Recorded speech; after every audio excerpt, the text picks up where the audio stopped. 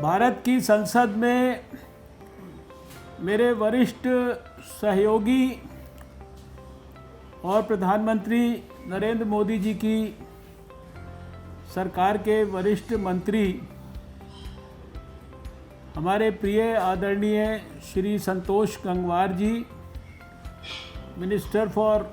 Labour and employment, यहाँ इस कार्यक्रम को सुशोभित कर रहे इसी डिपार्टमेंट के secretary Shri Hira Lal ji, ESI corporation की डायरेक्टर जनरल अनुराधा जी, सभी लेबर एंड एम्प्लॉयमेंट मिनिस्ट्री के और ईएसआई कॉरपोरेशन के आज के इस कार्यक्रम में उपस्थित सभी सहयोगी जन, नीति आयोग से हम सब के साथ जुड़े हमारे मेंबर हेल्थ वरिष्ठ डॉक्टर वीके पॉल जी, यहाँ इस कार्यक्रम में उपस्थित भारत सरकार के स्वास्थ्य मंत्रालय की अतिरिक्त सचिव Aarti Malik ji, director general health services doctor Sunil Kumar ji, जितने भी हमारे इंडस्ट्री से जुड़े हुए लोग यहाँ आज कार्यक्रम से जुड़े हैं, लेबर यूनियंस के लोग जुड़े हैं, बहुत सारे हमारे लेबर वर्क फोर्स के साथी जुड़े हैं, मीडिया के बहुत सारे बंधु जुड़े हैं और ना जाने कि कौन कौन संबंधित पक्ष इस कार्यक्रम से जुड़े हैं, मुझे सबकी जानकारी नहीं, लेकिन मैं सबसे पहले तो हृदय की गहराइयों से आप सबको अभिनंदन करना चाहता हूँ, आप सबका धन्यवाद करना चाहता हूँ। संतोष गंगवार जी को बहुत विशेष रूप से बधाई देना चाहते हैं। वो बोलते कम हैं लेकिन काम ज़्यादा करते हैं, और अभी जो उन्होंने ऐतिहासिक काम पार्लियामेंट में किया, जिस कोड के बारे में हीरा लाल जी ने भी चर्चा की, इस देश के करोड़ों मज़दूरों की सोशल सिक्योरिटी के लिए जो काम कभी किसी ने किया नहीं, जो कभी किसी ने सोचा नहीं, और सैकड़ों कानूनों को जिनको शायद पढ़ना भी कठिन था, समझना भी कठिन था, उनको सबको अध्ययन करके प्रधानमंत्री नरेंद्र मोदी जी के मार्गदर्शन में केवल 4 कोड्स में परिवर्तित कर दिया। और हमने जब पार्लियामेंट के अंदर चर्चा हुई तो देखा कि चाहे पक्ष था या विपक्ष था,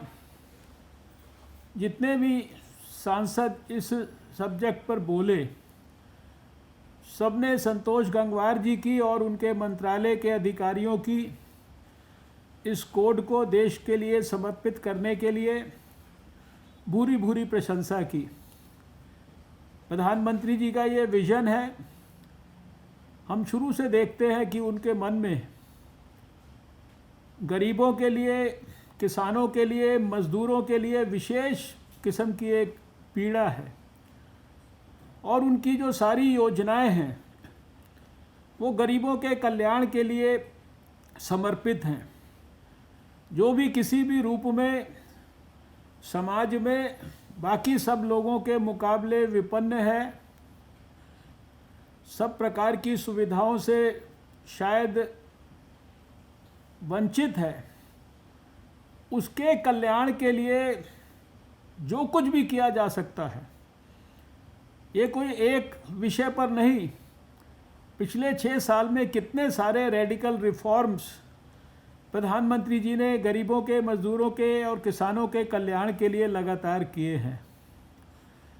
इसलिए आज का ये अवसर सबसे ज़्यादा तो मैं संतोष गंगवार जी को और उनके अधिकारियों को बधाई देने के पर्व के रूप में इसको इस्तेमाल करना चाहता हूँ। दूसरा, इस अवसर पर बधाई देना चाहता हूँ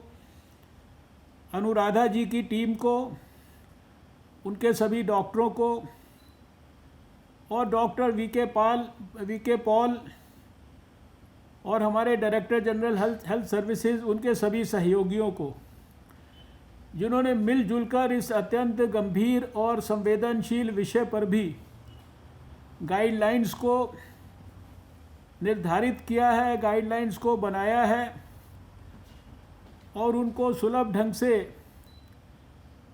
देश के करोड़ों मज़दूरों के लिए इंडस्ट्री के माध्यम से उपलब्ध कराने की एक सुलभ और सहज योजना भी प्रस्तुत की है। ये अपने आप में ऐसा नहीं कि ये पहली कोई गाइडलाइन बनी है। 8 जनवरी को जब पहली हमारे यहाँ पर ग्रुप ऑफ एक्सपर्ट्स की मीटिंग हुई थी, 24 से 48 घंटे के अंदर जब इस वायरस के बारे में चाइना के द्वारा वर्ल्ड हेल्थ ऑर्गेनाइजेशन को सूचित किया गया था, तो भारत सरकार में हमारे एक्सपर्ट्स ने सारे देश के लिए सभी संबंधित गाइडलाइंस, हेल्थ एडवाइजरीज, सारी स्ट्रैटेजी, सारा एक्शन प्लान बनाकर 8 जनवरी से शुरुआत करके और 17 जनवरी तक सारे देश की सब सरकारों को जो है सब प्रकार से पहुंचा दिया था और सारा देश इस कोविड के खिलाफ जंग के अंदर तैयार हो गया था। और लगातार इस 9 महीने की यात्रा को हम सब लोग मिलकर लड़ रहे हैं। और क्योंकि सारी सरकार लड़ रही है, सरकार के सभी विभाग लड़ रहे हैं, सभी मंत्री लड़ रहे हैं, सभी विभागों के सभी अधिकारी लड़ रहे हैं, पूरा समाज लड़ रहा है, उसी का ये परिणाम है कि 135 करोड़ के देश में आज चाहे केसेस पर मिलियन हो, चाहे वो डेथ्स पर मिलियन हो, चाहे वो टेस्ट पर मिलियन हो, हर पैरामीटर पर हम दुनिया के बड़े से बड़े विकसित देश से भी बहुत ज़्यादा बेहतर हैं। और यह संभव इसलिए हो पाया है कि सबने मिलकर प्रयास किया। अभी जैसा बताया गया कि ESI ने भी अपने 23 अस्पतालों के अंदर जो है कोविड के लिए उनके मरीज़ों के इलाज के लिए सुविधाएं क्रिएट की, 2600 बेड्स क्रिएट किए, 500 से ज़्यादा ICU के बेड्स क्रिएट किए, 200 से ज़्यादा वेंटिलेटर वाले बेड्स क्रिएट किए। ये अपने आप में ऐतिहासिक है। और अभी तो जिस प्रकार से 12-13 करोड़ लोगों को आप सब प्रकार की स्वास्थ्य सुविधाएं अपने मज़दूर भाइयों को देने का प्रयास कर रहे हैं, और आगे आने वाले समय में जितना मैंने कोर्ट्स के बारे में समझा, जितना अभी आपकी बातचीत से सुना और समझा, ये जो आपकी महत्वाकांक्षी योजनाएं हैं मरीज़ों के, मज़दूरों के कल्याण के लिए आने वाले समय में, ये अपने आप में जब भी लेबर वेलफेयर का इतिहास भारत के अंदर लिखा जाएगा तो आने वाले लोग इसको स्वर्णिम अक्षरों में ये लिखा भी जाएगा और इसको लोग बहुत ही भाव के साथ इसको देखेंगे। ये कोई साधारण बात नहीं है कि समय के साथ चीज़ें बढ़ती हैं, लेकिन आपने उनका कंट्रीब्यूशन भी कम कर दिया, उनके लिए टाइमलाइन भी बढ़ा दी, टाइमलाइन को इंटरेस्ट फ्री भी कर दिया, उनके स्वास्थ्य से लेकर और सामाजिक सुरक्षा के लिए सब प्रकार की जो योजनाएं हैं वो आपने बना दी। मुझे आज विशेष रूप से इसलिए भी खुशी हो रही है क्योंकि मैंने जब अपना 27 साल पहले राजनीतिक जीवन 1993 में शुरू किया दिल्ली के स्वास्थ्य मंत्री के रूप में, तो उस समय मैंने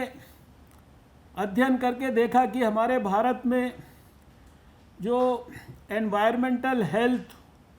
और ऑक्यूपेशनल हेल्थ इस विषय के ऊपर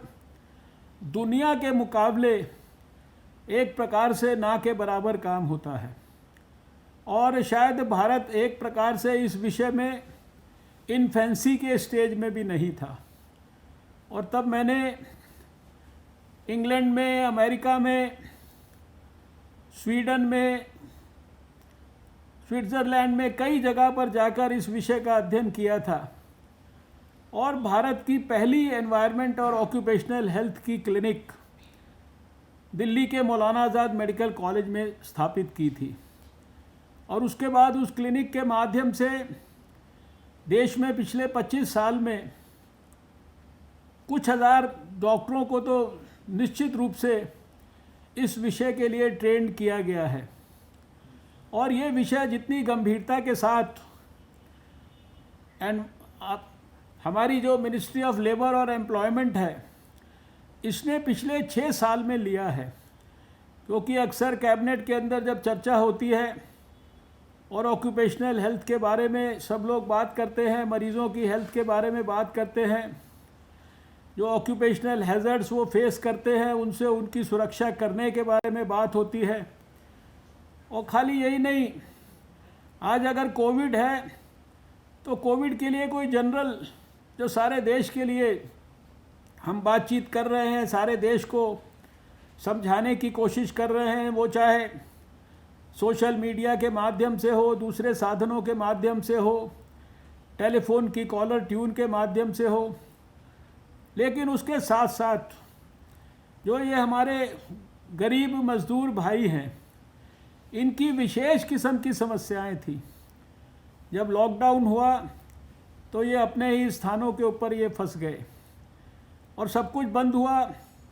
तो इनकी नौकरियां चली गई। एक प्रकार से इनके लिए काम करने की सुविधा नहीं थी, भोजन की व्यवस्था नहीं थी। और फिर थोड़े समय के बाद जब अनलॉक करने की बात थी तो इनको अपने अपने स्थानों पर वापस जाने का इशू था और अभी वापस जाकर फिर वापस अपने काम पर लौटने का इशू जीवित हुआ है। इन सब विषयों पर भारत सरकार ने अत्यंत संवेदनशीलता के साथ, आपके मंत्रालय ने भी उसके अंदर बहुत बड़ा योगदान दिया। इतनी बड़ी संख्या में करोड़ों मज़दूरों के लिए भोजन की व्यवस्था करके रखना, उनके लिए रहनों की व्यवस्था करके रखना, उनके ट्रांसपोर्टेशन के लिए जिस प्रकार से हमने देखा कि कैसे 64 लाख से ज़्यादा मज़दूरों को श्रमिक एक्सप्रेस ट्रेन्स के माध्यम से, दूसरे माध्यमों से उनके घरों तक पहुंचाया गया। और आज जब हम नॉर्मेल्सी की तरफ बढ़ रहे हैं, जब सब कुछ ठीक प्रकार से कोविड के लिए जो सेफ बिहेवियर है उसको अपनाते हुए और जो आज हम नियर नॉर्मल, न्यू नॉर्मल, ये जो एक नए शब्दों का प्रयोग कर रहे हैं, ये सारी चीज़ों के अंदर आपके मंत्रालय के द्वारा इस विषय पर भी गंभीरता से ध्यान देना कि खाली जनरल गाइडलाइंस जो सुबह से शाम तक चिल्ला कर चारों तरफ बताई जाती हैं वो पर्याप्त नहीं है। इंडस्ट्री के अंदर विशेष परिस्थिति के अंदर इतने खतरे लेकर, इतनी कठिनाई के साथ, जब कोविड का खतरा हर समय सिर पर मंडराता रहता है, ऐसे में मज़दूर भाइयों के लिए अपना काम करना, वो खाली हमारी अपनी रोज़ी रोटी के लिए काम नहीं करते हैं, वो भारत के निर्माण के लिए काम करते हैं। भारत के निर्माण का कोई भी पक्ष हो, उसकी गहराई में जाएंगे तो उसके अंदर हमारे मज़दूर भाइयों का ही केवल योगदान हमें चारों तरफ नज़र आएगा। इसलिए आज का दिन आप सबके लिए बहुत बधाई का दिन है, क्योंकि आपने उतनी गहराई में जाकर और इस बात का प्रयास किया है कि जो छोटी छोटी टेक्निकल बातें हैं, साइंटिफिक बातें हैं, साइंटिफिक प्रिकॉशंस हैं, प्रिवेंशन के एस्पेक्ट्स हैं, पॉजिटिव एटीट्यूड के एस्पेक्ट्स हैं, ये तो अब तक हम सबको समझ में आ गया है कि कोविड से जो जंग है इसमें अपनी सुरक्षा करना, इसमें कोई बहुत बड़ी रॉकेट साइंस नहीं है और थोड़े थोड़े सावधानियां बरतने पर भी हम अपने आप को पूरी तरह से सुरक्षित रख सकते हैं। और अगर समाज के सारे लोग मिलकर ये सावधानियां वास्तव में पूरी गंभीरता के साथ अपनाने लगेंगे तो शायद डॉक्टर पॉल भी मुझसे सहमत होंगे कि उसी दिन से वायरस का ट्रांसमिशन जो है वो कट होना शुरू हो जाएगा और धीरे धीरे हम देखेंगे कि कोविड भी जो है वो दूसरे वायरसेस की तरह इतिहास के अंदर एक अपना उसका नाम होगा, कभी कहीं कहीं एंडेमिक हो जाया करेगा, इससे ज़्यादा उसका कोई वजूद नहीं रह जाएगा। इसलिए आज का ये अवसर बहुत महत्वपूर्ण है। ये जो गाइडलाइंस बनाई गई हैं इनके लिए आप सब ने मिलकर प्रयास किया है और ख़ासकर जो चीज़ मैं भी चाहता था उसको हाईलाइट किया जाए, लेकिन मुझे खुशी है कि डॉक्टर वीके पॉल ने उसको बहुत अच्छी तरह हाईलाइट किया कि गाइडलाइन केवल किताब के लिए या वेबसाइट के लिए नहीं होती है। गाइडलाइन जो है वो आंदोलन बननी चाहिए, वो हर आदमी की ज़बान पे होनी चाहिए, वो हर आदमी के व्यवहार में होनी चाहिए और उसको हर आदमी के ज़बान पर लाने के लिए, उसको हर आदमी के व्यवहार में लाने के लिए हम सबको थोड़े से एक्स्ट्रा प्रयास करने पड़ेंगे। तो इसलिए आज का जो ये गाइडलाइंस का रिलीज़ करने का जो ये अवसर है, जिसको हमने कहा है कि safe work place guidelines for industry, ये जो अवसर है ये हमारा कार्यक्रम आज संपन्न नहीं हुआ है। आज हमारा कार्यक्रम वास्तव में शुरू हुआ है और देश के करोड़ों मज़दूरों को, देश के करोड़ों जो हमारी हज़ारों लाखों की तादाद में इंडस्ट्रीज़ हैं, उनमें कैसे हम सबकी सुरक्षा करेंगे, इसके लिए किस प्रकार से एक एक मज़दूर भाई को हम ट्रेन करेंगे, किस प्रकार से एक एक इंडस्ट्री के अंदर उसके मालिक को प्रेरित करेंगे कि वो इनको पूरी गंभीरता के साथ पालन करे, उसके लिए वो कोऑपरेट करे। ट्रेड यूनियंस को किस प्रकार से शिक्षित करेंगे। अगर ट्रेड यूनियन के लीडर्स को संतोष गंगवार जी ने अच्छी तरीके से मोटिवेट कर दिया और मैं जानता हूं कि उनके अंदर इसकी क्षमता है, उनके अंदर जनता के भावनाओं को समझने की, जनता की भावनाओं को आदर करने की योग्यता है। उसी के कारण उन्होंने 8-10 चुनाव लोकसभा के लगातार अपने क्षेत्र से जीते हैं और वो अगर इस काम को अपने हाथ में लेंगे तो जैसा प्रधानमंत्री जी का भी सपना है कि आने वाले समय में हम जो ये कोविड अनुरूप बिहेवियर है इसको देश में आंदोलन के रूप में परिवर्तित करें और विशेषकर आने वाले फेस्टिवल्स को ध्यान में रखते हुए, विंटर्स को ध्यान में रखते हुए जो हमारे को इस संदर्भ में और ज़्यादा प्रयासों की ज़रूरत है, वो मुझे पूरा विश्वास है कि आपके मंत्रालय के और हम सब आपके सहयोग के लिए हर तरीके से हर समय पर हाजिर हैं। हमें पूरा विश्वास है कि आने वाले समय में हम कोविड के खिलाफ निर्णायक जंग भी जीतेंगे और देश में एक भी मज़दूर भाई हम लोगों की किसी भी प्रकार की कमी के कारण वो कोविड से प्रभावित नहीं होना चाहिए और अगर प्रभावित दुर्भाग्य से हो भी जाए तो कम से कम वो मृत्यु का शिकार नहीं होना चाहिए। ये हम सबका लक्ष्य होना चाहिए, ये हम सबका सपना भी होना चाहिए और इसी दिशा के अंदर हम सब मिलकर प्रयास करेंगे। इसके लिए भगवान का हम सबको आशीर्वाद प्राप्त हो। इन्हीं शब्दों के साथ मैं पुनः संतोष गंगवार जी का, अनुराधा जी का, हीरालाल जी का, आपका सबका बहुत बहुत धन्यवाद करता हूं कि आपने मुझे भी इस पुनीत अवसर का सहभागी बनने का सौभाग्य दिया। धन्यवाद, नमस्कार, जय हिंद, भारत माता की जय।